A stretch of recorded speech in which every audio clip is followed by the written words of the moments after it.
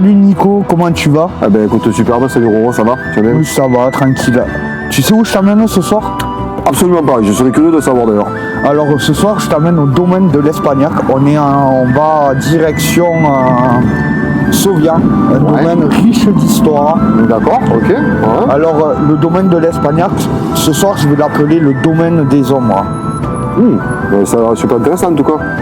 Alors je vais te dire son origine. Alors Ouais. c'est l'origine de ce château, c'est un château féodal. Oui. Il devient en 1906 domaine agricole de 400 hectares. Ouais. Et c'est le domaine viticole le plus grand du Biterrois. Ah ouais, putain, tu vois, je croyais, j'en connaissais un, mais après, visiblement, non, ben, tu vois, comme quoi, je me suis bien planté là, tu vois. Ah ouais, d'accord, ouais, mais franchement, ça donne envie d'y aller, ouais. Enfin, moi, franchement, je suis curieux, mais ça égaye ma curiosité, surtout, voilà. Et là, je t'emmène pas là-bas que pour son histoire, je t'emmène aussi là-bas pour sa légende. D'accord, ok. Et D'après toi, quelle légende il peut avoir, toi qui as fait du paranormal, vu qu'on a été binômes ensemble assez souvent? C'est vrai, très régulièrement, plus d'une cinquantaine d'enquêtes quand même. Mine de rien, c'est pareil. Voilà. D'après toi, pourquoi je t'emmène là-bas, en phénomène paranormal? Bah, j'imagine déjà, parce que tu dis que ça va du Moyen-Âge, donc je pense qu'il y a eu on dira qu'il y a eu ça sent la mort, quoi, voilà.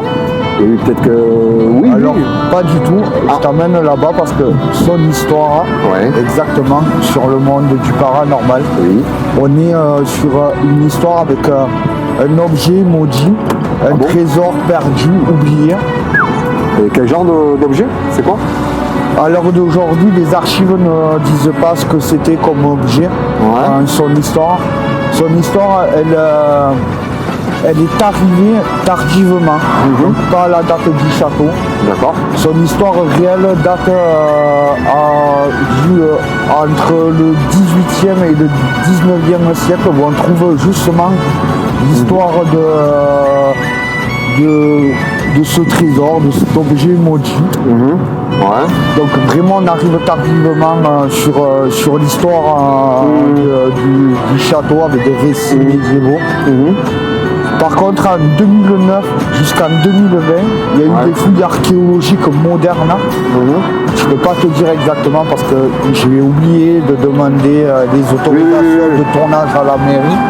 Donc j'en suis vraiment désolé pour le maire de Sauvian qui verra cette vidéo. D'accord. Après on est aussi au 1er siècle. Il est aussi représenté comme gallo-romain avec des aqueducs. Ah oui, on trouve le terrain est si vieux que ça. 5e siècle, première trace du château. On arrive au 11e siècle, construction de sa tour de guet. Tu verras, elle est magnifique. C'est un château qui est magnifique. Et après, on est au Moyen-Âge, là, où là, on est dans la seigneurie liée à Sauvian. Et là, on est avec Antoine de Mans, seigneur de Sauvian. Et c'est pour ça que vraiment, je voulais vraiment t'amener sur ce nouveau lieu. Et je te remercie d'ailleurs. C'est super. Riche d'histoire pour nous en tant que Biterrois, puisque ça fait partie aussi de l'histoire biterroise. Ouais, de notre patrimoine, quoi, en gros. Et aujourd'hui, il va y avoir plein de choses. D'ailleurs, tu verras sur le chemin, c'est un château qui va être transformé totalement.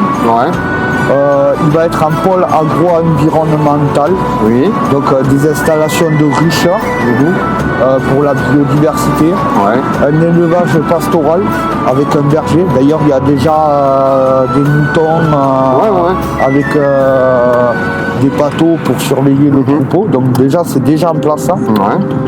Il va avoir un développement sur la culture des vignes et des oliviers. Un domaine de 400 hectares, tu comprends bien que ça peut pas rester comme ça.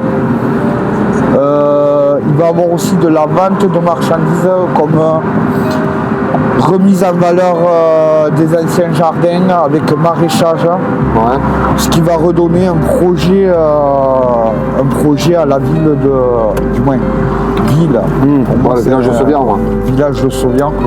Donc c'est pour ça que vraiment je veux faire vraiment ce documentaire en version histoire, légende, petite enquête paranormale qui nous dira vraiment si vraiment il est maudit.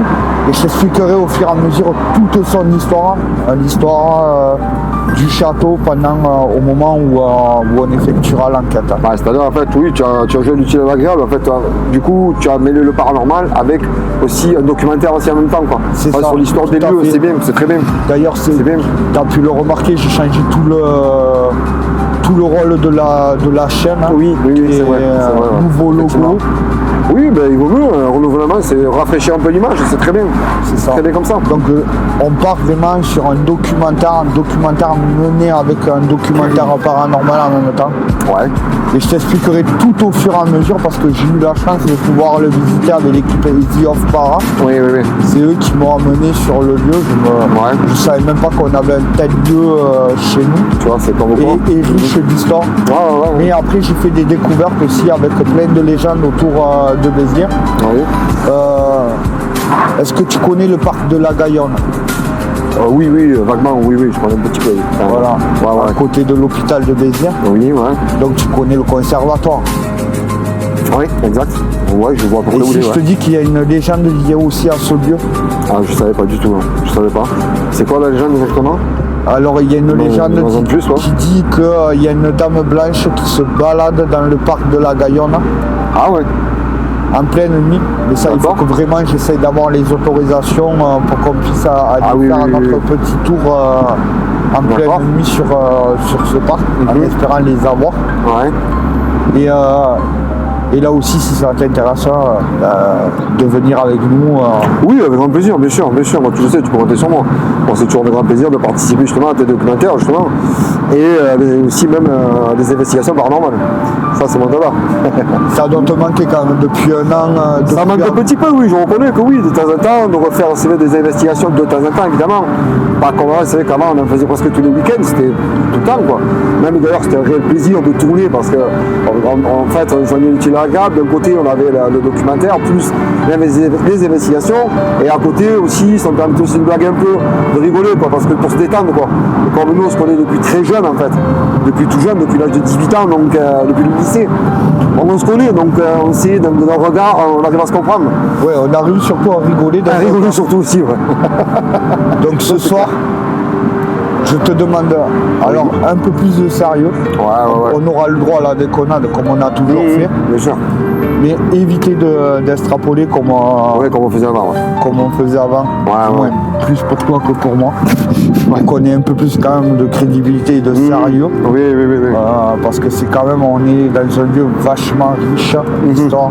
Bien sûr. Et je veux vraiment, parce que tu le comprends bien, il y a le véritable nom du lieu. Ah oui. Je sais qu'après on est dans le respect, on a toujours été dans le respect, on a jamais dégradé les lieux. Mais voilà. Donc je te laisse nous amener puisque c'est toi qui conduis. Hein. Ouais. Donc je te laisse nous amener au lieu. Ouais. Ce soir on sera 4. Dada qui est derrière moi, Soso ma caméraman. Donc voilà, on se donne rendez-vous sur le lieu et on vous expliquera bien sûr tout ça au fur et à mesure.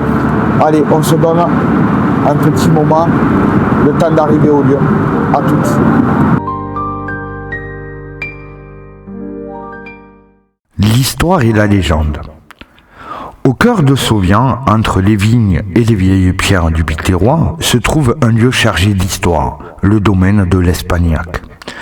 Depuis l'époque romaine, ces terres vivent au rythme des voyageurs et des cultures.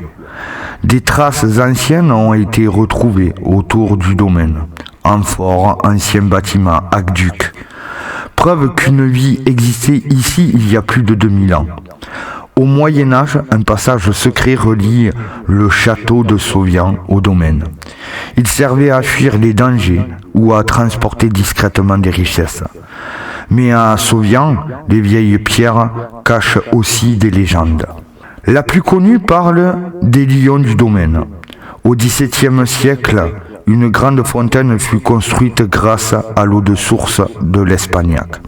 3 têtes de lion furent sculptées pour protéger la fontaine et le village. Selon les anciens, Ces lions ne protégeaient pas seulement le village, ils gardaient aussi un mystérieux objet caché sous le domaine. Personne ne sait vraiment ce que c'était. Certains parlent d'une pierre noire gravée de symboles étranges, d'autres d'un coffre romain contenant une relique interdite.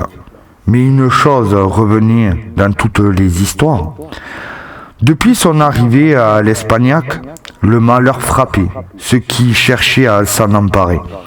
Récoltes détruites, animaux retrouvés morts, disparitions dans les vignes. Une nuit d'orage, un homme aurait tenté d'ouvrir une ancienne porte près des souterrains du château. Au moment où il posa la main sur la pierre, les lions de la fontaine auraient rugi dans tout le village. Le lendemain, l'homme avait disparu. Depuis ce jour, plus personne n'ose chercher l'objet maudit. Et certains habitants disent qu'au cœur des nuits d'été, lorsque le vent souffle sur les terres de l'Espagnac, on peut encore entendre le grondement lointain des lions gardiens. Car ici, au domaine de l'Espagnac, l'histoire et les légendes se mêlent encore aujourd'hui.